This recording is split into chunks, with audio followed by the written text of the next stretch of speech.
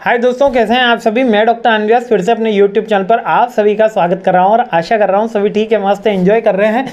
10th most important question consumer behaviour and marketing communication का लेकर आ गया हूं। जल्दी से देखते हैं क्या है क्वेश्चन। ये क्वेश्चन एक नया टॉपिक आया है इस बार से, हमारे जो सिलेबस में नहीं था, पिछले हमारे डिटेल वीडियो में भी आपको नहीं मिला होगा। लीगल एंड इथिकल कंसेप्ट और इशूज इन एडवर्टीजमेंट, यानी कि लीगल कंसेप्ट क्या होते हैं एडवर्टीजमेंट में, इथिकल कंसेप्ट क्या होते हैं और कौन कौन से एडवर्टीजमेंट में इशूज आते हैं। ये कंटेम्प्रेरी इशूज की बात हो रही है।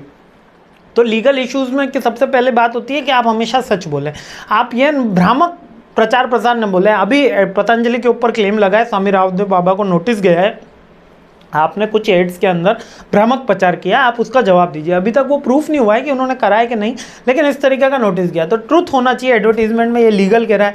रेगुलेटरी कंप्लायंसेस के बारे में होना चाहिए, यानी कि आप किसी बच्चे को टबैको कंज्यूम करते हुए, ड्रिंकिंग एल्कोहल करते हुए नहीं दिखाएं, ये रेगुलेटरी कंप्लायंसेस हैं, है ना। मतलब जो इलीगल है वो एक्टिविटीज़ नहीं दिखाएं। इंटेलेक्चुअल प्रॉपर्टीज़ का कहीं पर कॉपीराइट, पेटेंट, ट्रेडमार्क का कहीं पर कुछ नहीं हो। पता चला एयरटेल किसी और का स्लोगन बचा रहा है, किसी का कोई और पंचलाइन चल रही है, तो इंटेलेक्चुअल प्रॉपर्टी का न हो, दिक्कत ना हो। और एंडोर्समेंट, यदि एक सेलिब्रिटी एक प्रोडक्ट एंडोर्स कर रहा है, अगर दूसरे में एंडोर्स करने जा रहा है उसके राइवरी प्रोडक्ट को ही, तो वहाँ पर उसका टाइप कराया जाता है।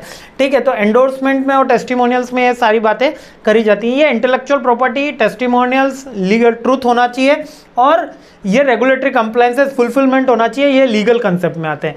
अब इथिकल कंसेप्ट यानी मोरल ग्राउंड्स के ऊपर कौन कौन सी चीज़ें होना चाहिए। एडवर्टीजमेंट सच्चा होना चाहिए, हॉनेस्ट होना चाहिए। एडवर्टीजमेंट कस्टमर की ऑथेंटिसिटी बताने, ऑटोनॉमी को स्वतंत्र देना चाहिए। इतना ज़्यादा इन्फ्लुएंस ना करते कि खरीदिए खरीदिए खरीदिए, अभी खरीदिए, बिल्कुल अभी खरीदिए, अभी खत्म होने वाला है प्रोडक्ट, आपने नहीं लिया तो पछताएंगे, वो ऐसा नहीं होना चाहिए। ये इथिकल ग्राउंड पे है ना। सोशली रिस्पॉन्सिबल होना चाहिए, मतलब कि कोई भी आप ऐसी चीज़ ना दिखाएं जिसको देख कर डिस्टर्बेंस हो जाए, मतलब मेंटली पब्लिक डिस्टर्ब हो जाए। प्राइवेसी का कंसर्न रखना चाहिए। आप कभी भी एडवर्टीजमेंट के किसी और की प्राइवेसी या कोई जैसे फुटेज दिखाने लग जाते हैं तो वो ना करें, है ना। कल्चरल और डाइवर्सिटी के ऊपर उनका मर्यादाओं का ध्यान रखें और किसी के भी जाति, धर्म, संप्रदाय के ऊपर कोई कमेंट ना करें। ये एथिकल कंसिडरेशन में आता है।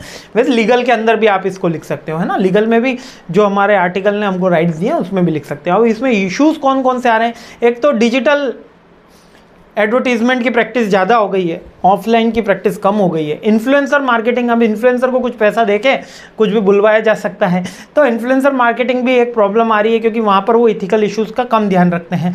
सोशल मीडिया की रिस्पॉन्सिबिलिटी लैक है, अभी भी अंडर द डार्क रूम है कि फेसबुक कितना रिस्पॉन्सिबल है। यदि आपने, एक व्यक्ति ने दूसरे व्यक्ति के साथ झगड़ा करा और दूसरे व्यक्ति ने मेंटली इल होकर सुसाइड के लिए अटेम्प्ट कर लिया, तो फेसबुक इसके लिए कितना रिस्पॉन्सिबल है सोशल मीडिया के। तो ये तीनों बातें नए इमर्जिंग इश्यूज़ में आ रही हैं। आई होप क्लियर हो गया है। बहुत इजी टॉपिक है और बहुत आप अच्छे से पढ़ाई भी कर रहे हैं। जय हिंद। आगे बढ़ते हैं, सीरीज़ आगे बढ़ाते हैं। जय हिंद।